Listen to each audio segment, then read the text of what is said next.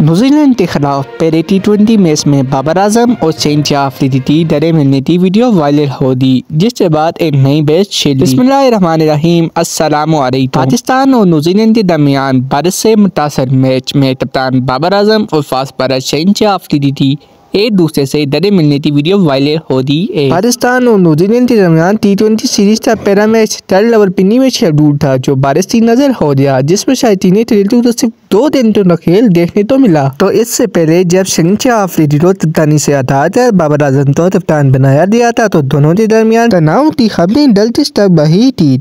Match के आगाज से कुछ लम्हों कबल दोनों टेस्टल एक दूसरे से डरे मिलने की वीडियो वायरल हो दी है। बाबर आजम टीवी के खिलाफ पहले T20 मैच से डबल कप्तान बाबर आजम ने प्रेस कॉन्फ्रेंस चलते हुए कहा था, शहनशाह अफरीदी और मेरे इख्तिलाफ की खबरें सुनकर हैरान हूँ।